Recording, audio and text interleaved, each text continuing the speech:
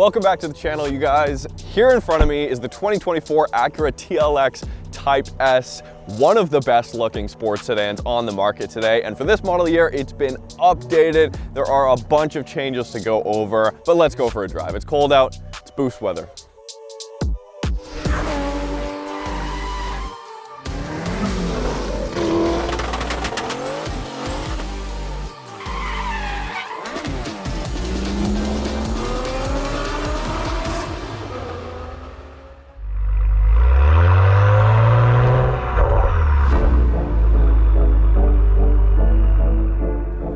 All right, let's start out with a launch here. Acura does not have launch control for the TLX Type-S like a few of its German rivals, but they do kind of. So I have to turn the dynamic mode control into Sport Plus. You just hold it down for a few seconds. And then what Acura says on their website, you just mash the brake, give it a little bit of throttle, essentially a brake boost for a few seconds up to about 2100 RPM, a few pounds of boost. And then we're off.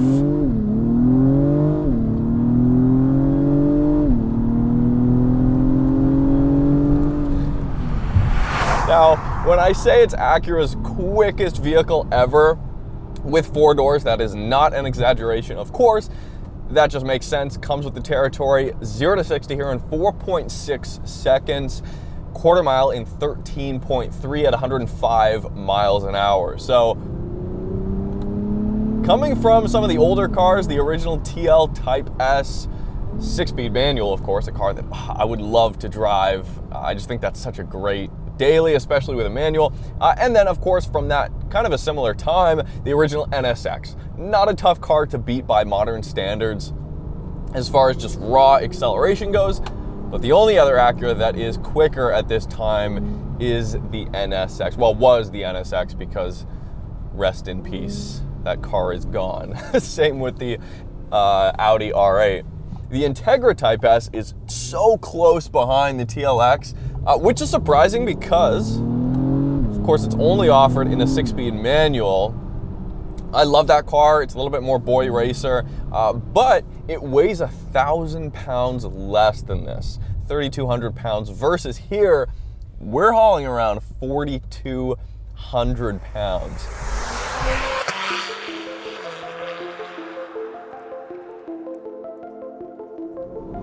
What changes do we have for this model year? Like I said, fresh eyes. I've never driven the TLX Type-S. We do have this new urban gray pearl. It's very flat in the shadows. Who did it better? I don't know, Audi or Acura, you guys tell me. In the sun, there is a little bit of flake in it, a little bit of pearl that comes through. I mean, I would have a tendency to go bright blue or red, but it is a good color. There's also these lightweight wide spoke wheels here. In the States, you guys actually do get a new set of wheels. Here in Canada, we're stuck with the wide spokes. I like these ones better. They have a more kind of aftermarket feel, something you would maybe get from Ray's or any other aftermarket manufacturer. It has that feel. I love it. 20 inches here. Aside from that, the exterior looks basically the same. We still have that ducktail spoiler on the back, available in carbon fiber as well. The front bumper has been tweaked a little bit, so the surround on the grille, the upper gloss section right by the hood is gone. And more importantly, they've been able to squeeze all of the radar for the cruise control into the Acura emblem this time around. And then under the hood, yeah, the same 3-liter single turbo V6, dual overhead cam V6 that is in the MDX Type-S and that has been here the whole time. 355 horsepower, 354 pound-feet of torque.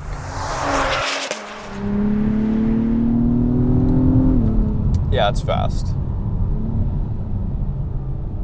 You know, the more I drive the Type-S, the more it feels like they've underrated the engine here. You know, when you look at the competition, the M340i has more power, it revs higher, which is one of my complaints here. I just wish Acura would give us like 1,000 more RPMs of revs. I know they could do it. They're being a little bit conservative. The V6 is just so torquey here, even out of boost when you're cruising. Seamless to get into boost. Peak torque is really low too, about 1,400 RPM to 5,000 RPM. We have peak torque. It's not an engine I'm begging to rev out, you know, and of course the M340i, the inline six, sounds way better. But for a V6, asterisk for a V6, they've made it somehow incredibly, incredibly fun to drive.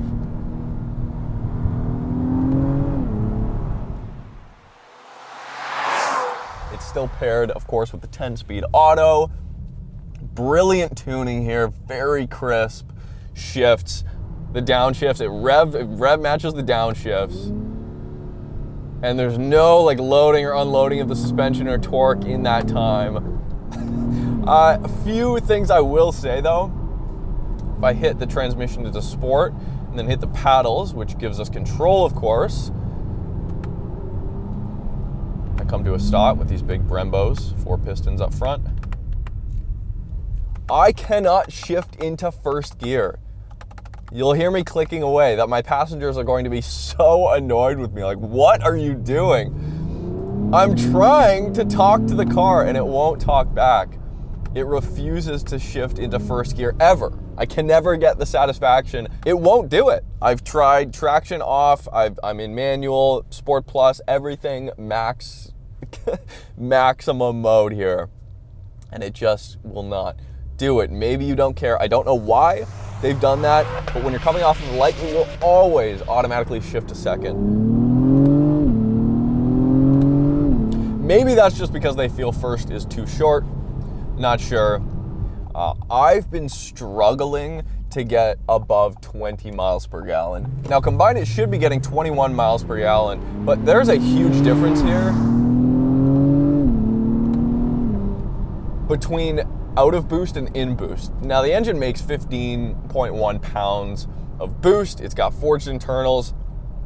I'm surprised, frankly, on a side note, more people haven't tuned this. You could probably squeeze an easy 100 horsepower out of this thing and be safe. I don't know about the transmission, but the engine would hold up. But when you're in boost, I mean, it just drinks fuel. Now, the other side of that is when you're just cruising, it will shut off 3 of the cylinders. And if you don't want all the noise pumped into the cabin, we can go down to comfort mode. Of course, still standard here are the adaptive dampers, which are great. The TLX Type-S rides the very fine line between a luxury and a sport sedan perfectly. And because some of that exhaust and engine noise is pumped through the speakers here, even though we have a valve in the exhaust that can open and close, it's very easy for Acura to make it quiet in here, close the valve, shut off the extra sound in the speakers, and it's very quiet. They've made it a little bit quieter on the road here. Great. And then in Sport Plus, if you really want to feel the road a little bit more and take advantage of the Type S's stiffer spring rates up in the front there, extra chassis, bracing chassis rigidity, and of course the retuned dampers themselves here versus the standard TLX or A-spec. Then we have Sport and Sport Plus. The suspension, there's 3 suspension settings. So in Sport and Sport Plus, you do get the stiff setting here, or if we hold down the dynamic mode button, of course, we can individualize this. Probably, I mean, one of my favorite things about the TLX Type-S is just how it drives, how it's able to mask 4,000 plus pounds here. The steering, there's 0 dead spot on center. It is so crisp.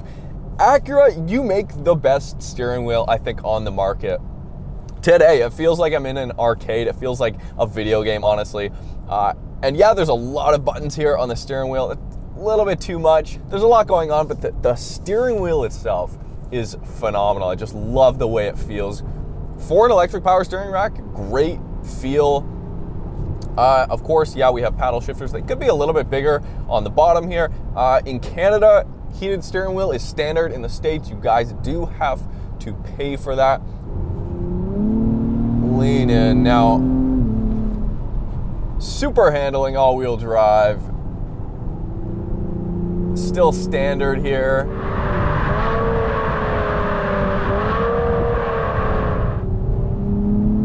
Love that rear end wrapping right around and then powering out.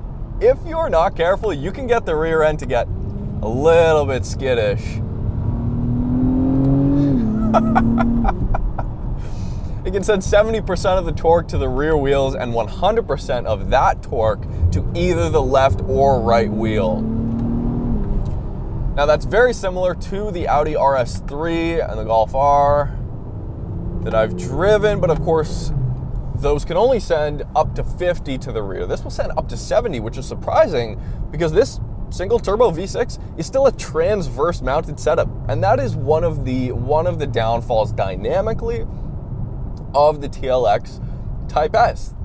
This could have been what the M340i's architecture caters to, which is a longitudinally mounted V6. There it's an inline six, but here a V6 sending power to the rear. That would bring the weight further back.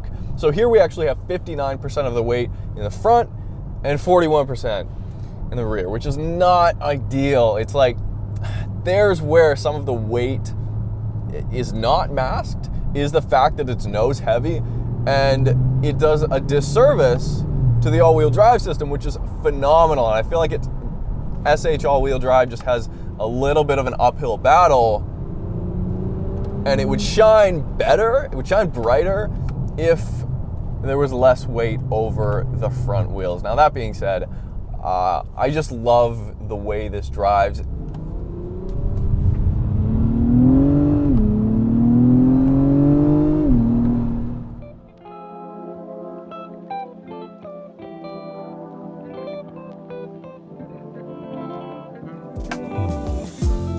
So a few other changes for the 2024 model year. We have a bigger screen here for the infotainment. It's 20% larger, 12.3-inch screen.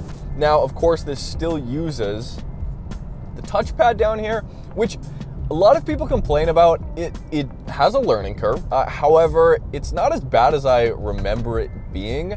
And because the screen's so far away, you cannot make this screen a touch screen. It's just way too far. I can't reach it. It would not work.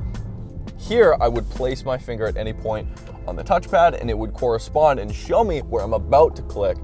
Whereas if you're in Android Auto or Apple CarPlay, it does not do that. You just have to do a bunch of swiping, which gets annoying. Now, we also have a digital gauge cluster. They got rid of the analog gauge cluster. Acura, why did you do this? This is just my opinion. You guys tell me. I love a good analog gauge cluster. In Sport Plus, we also have a tuned throttle response that's been tuned a little bit more aggressively this year.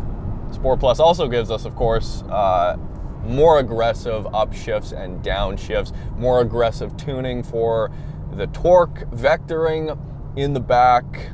And then, of course, as standard, we still get the ELS 3D audio system here. Great system, especially for the money.